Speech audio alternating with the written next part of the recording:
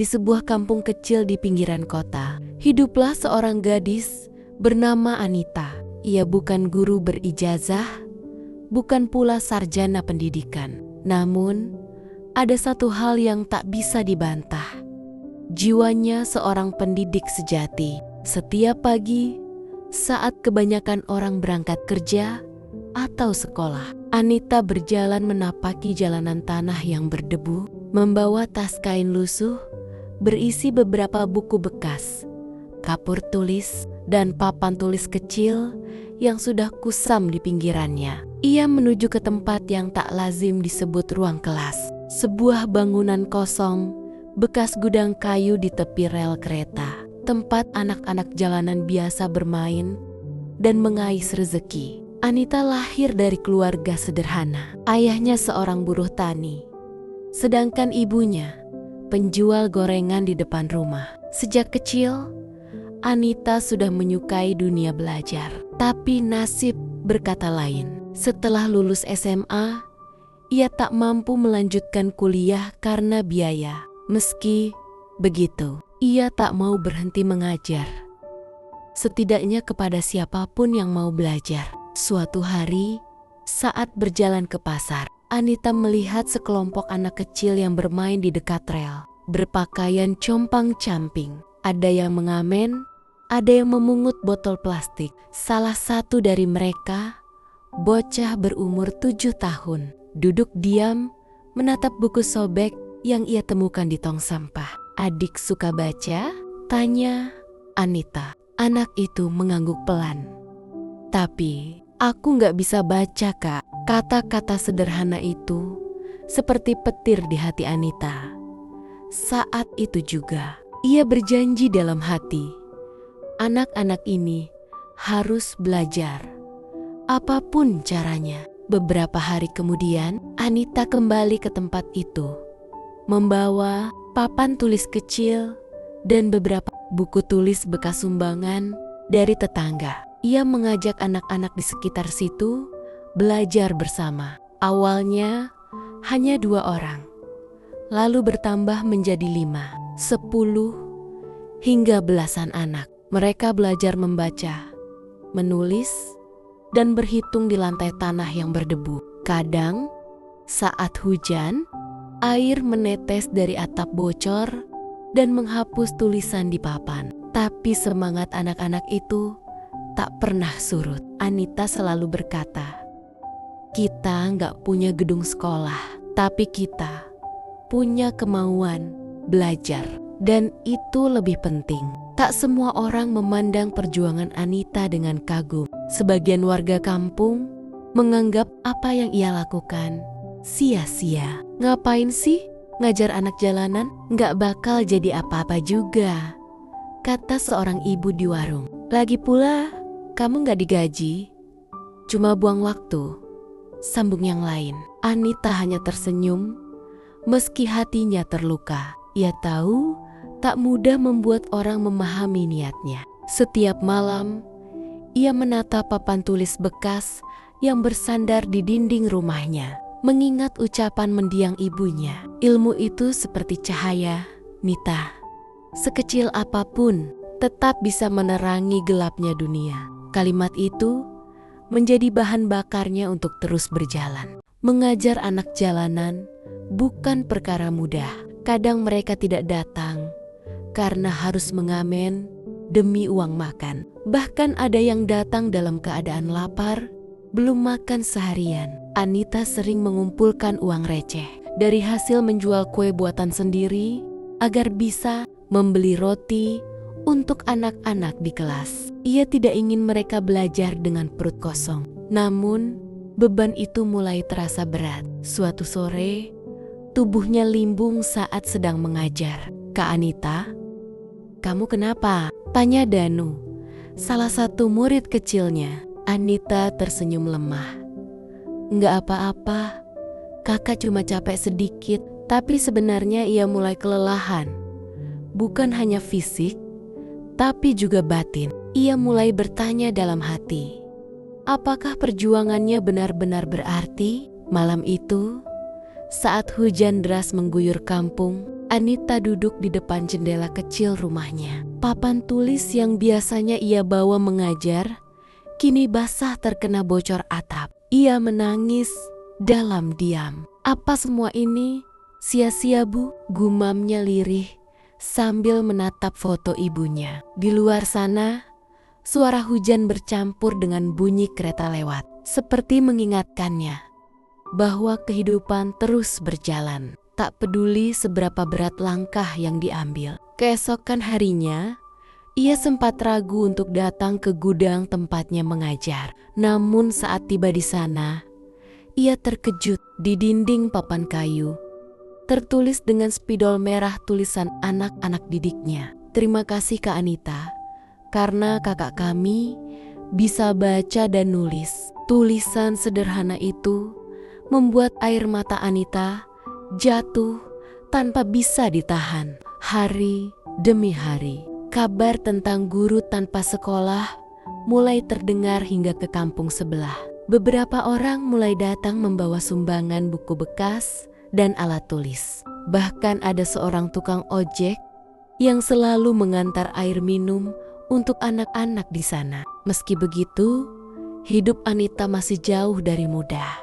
Ia tetap hidup pas-pasan. Kadang harus memilih antara membeli kapur atau makan malam. Tapi kali ini, ia tak lagi sendiri. Ada senyum-senyum kecil yang menanti setiap pagi, menunggu belajar huruf-huruf baru darinya. Suatu sore, hujan deras turun tanpa henti. Atap gudang tempat mereka belajar akhirnya roboh sebagian. Anak-anak panik, buku-buku basah, papan tulis rusak. Anita hanya bisa menatap reruntuhan itu sambil menggenggam kapur putih di tangannya. Ia tahu, mungkin perjuangannya harus dimulai lagi dari awal.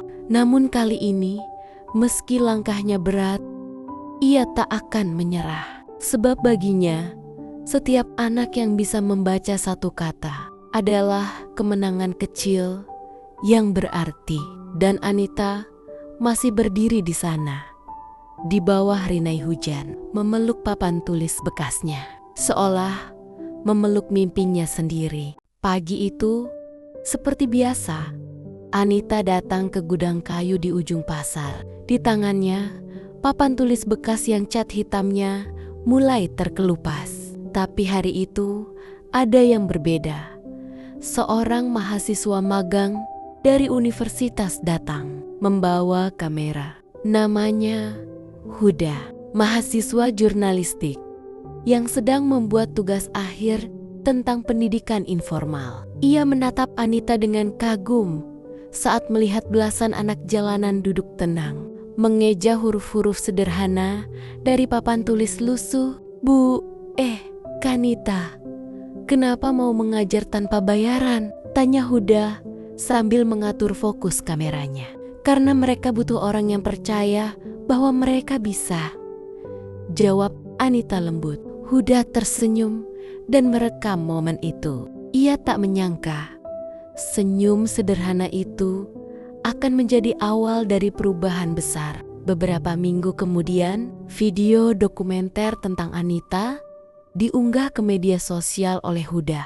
Tak butuh waktu lama, video itu viral. Jutaan orang menonton sosok gadis sederhana yang mengajar dengan papan tulis bekas di gudang tua. Komentar-komentar haru berdatangan. "Masih ada orang sebaik ini di dunia. Semoga pemerintah bantu dia. Anak-anak itu beruntung punya Kak Anita." Anita tak menyangka namanya disebut-sebut di internet. Awalnya ia takut, merasa tak pantas. Tapi ketika ia melihat wajah ceria anak-anak di kelas kecilnya, ia sadar ini bukan tentang dirinya, tapi tentang harapan. Beberapa hari kemudian, mobil dinas berhenti di depan gudang. Dari dalam, turun seorang pejabat dinas pendidikan bersama beberapa staf. Warga sekitar terkejut. Jarang ada mobil seperti itu masuk ke gang kecil di pinggir pasar. "Kamu, Anita?" tanya pejabat itu dengan ramah. "Iya Pak, maaf, gudangnya berantakan." "Tidak apa-apa, kami datang Justru karena kamu sudah membangun sekolah tanpa gedung. Hari itu, mereka mengumumkan bahwa kelas jalanan Anita akan diresmikan menjadi pusat kegiatan belajar masyarakat PKBM. Anita menunduk, air matanya menetes. Ia tak pernah minta penghargaan, hanya ingin anak. Anak itu punya masa depan. Beberapa bulan kemudian, gudang kayu tua itu berubah. Dindingnya dicat ulang, lantainya diganti papan baru. Warga sekitar ikut membantu. Ada yang menyumbang bangku, ada yang membuat papan tulis baru. Kini, anak-anak datang tak hanya dari pasar, tapi juga dari kampung sebelah. Mereka menyebut tempat itu Sekolah Cahaya, nama yang diberikan oleh Danu, murid pertama Anita. Kak Anita bilang, cahaya itu gak perlu besar, cukup kecil, tapi konsisten, bisa menerangi banyak orang, ucap Danu dengan bangga. Anita hanya tersenyum sambil menatap tulisan itu di dinding. Sederhana, tapi penuh makna.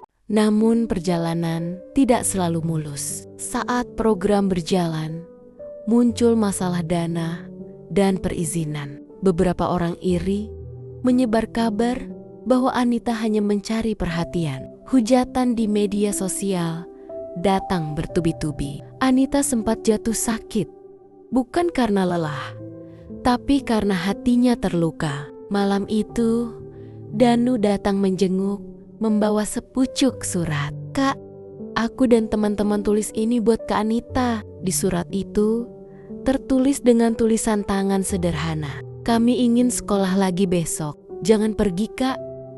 Karena kalau Kak Anita pergi, cahaya kami padam. Air mata Anita jatuh tanpa bisa ditahan. Ia tahu, inilah alasannya bertahan.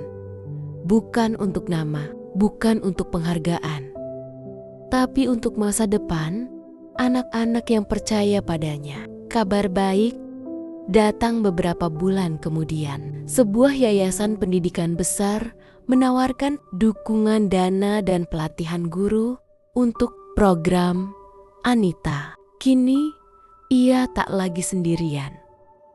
Banyak relawan datang membantu, dari guru muda, mahasiswa, hingga pensiunan pengajar. Setiap sore, di bawah sinar matahari jingga, Anita duduk di depan papan tulis bersama belasan anak yang tertawa riang. Ada nyanyian, tawa, dan mimpi di balik setiap kata yang mereka pelajari. Dulu, Anita hanyalah guru tanpa sekolah.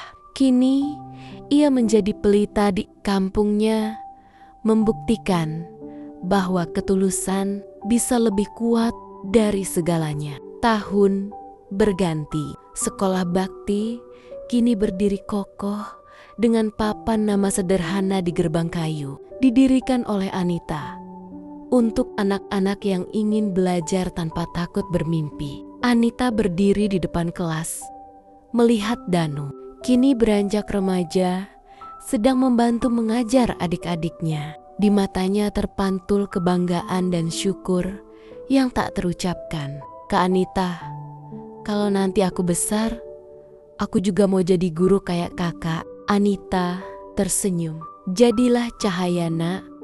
Tak perlu besar, asal terus menerangi. Sore itu, angin lembut meniup jilbabnya. Cahaya matahari jatuh di wajahnya yang bersinar bahagia. Sekolah itu tetap sederhana, tapi di dalamnya ada keajaiban yang lahir dari hati yang tulus.